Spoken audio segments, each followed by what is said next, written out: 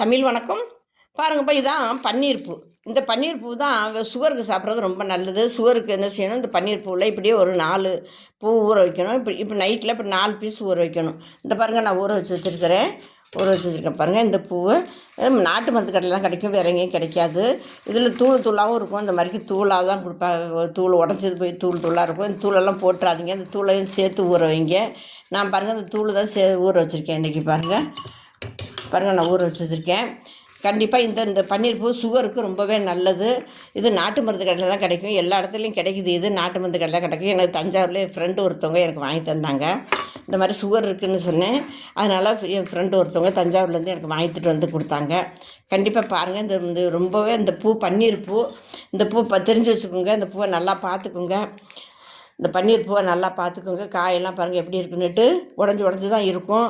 இந்த காயெல்லாம் சைஸு சின்ன காய், சுண்டைக்காயோட சின்னதாக இருக்கும். சுண்டைக்காய் வத்தல் மாதிரிக்கு இந்த வத்தல் தெரியும், ஆனால் சைஸு சின்னதாக இருக்கும், காம்பாக இருக்கும். இதை வேஸ்ட்டு பண்ணாதீங்க. அப்படியே ஒன்று கூட வேஸ்ட்டு பண்ணாதீங்க. அப்படியே எடுத்து காய வச்சுக்கிட்டு இந்த தூளெல்லாம் இப்படியே ஊற வச்சு நைட்டில் ஊற வச்சுருங்க. நைட்டு இந்த பாருங்கள், இந்த மாதிரி பாட்டில் ஊற வச்சாலும் சரி தான். கண்ணாடி பாட்டில் தான் ஊற வைக்கணும். சில்வர் பாத்திரம் ஊற வைக்கணும், கண்ணாடி பாட்டில் தான் வைக்கணும். இந்த மாதிரி ஊற வச்சு இது மாதிரி ஊற வச்சுட்டு இதில் போகிறதுக்காண்டி நான் இதில் உங்களுக்கு காமிக்கிறதுக்காண்டி இந்த கிளாஸில் கண்ணாடி கிளாஸில் போட்டேன். இல்லாட்டி இதெல்லாம் ஊற வைப்பேன். இதில் ஊற வச்சு கடைசி பிசைஞ்சு நல்லா கை கழுவிட்டு இந்த பிசைஞ்சு விட்டு வடிகட்டி சாப்பிட்றணும். அப்படியே வெறும் வயிற்றில் சாப்பிட்ணும். 5 மணிக்கெல்லாம் சாப்பிட்றணும்.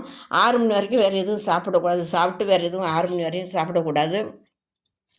வெறும் வயிற்றில் பல் வெட்டி வெறும் வயிற்றில் சாப்பிட்றணும்.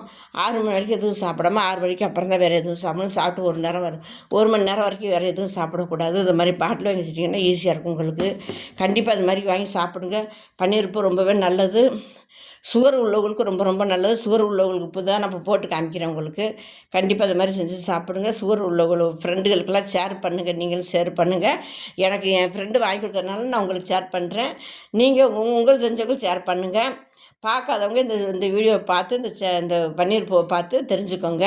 கண்டிப்பாக இந்த பூவை வாங்கி சாப்பிட்றீங்க, உங்கள் ஃப்ரெண்டுகளுக்கு ஷேர் பண்ணுறீங்க, உடம்பை பார்த்துக்கிறீங்க, உடம்பை காப்பாற்றிக்கிறீங்க. சுகர்லேருந்து உடம்பை முடிஞ்ச வரைக்கும் காப்பாற்றிக்கிருவோம்.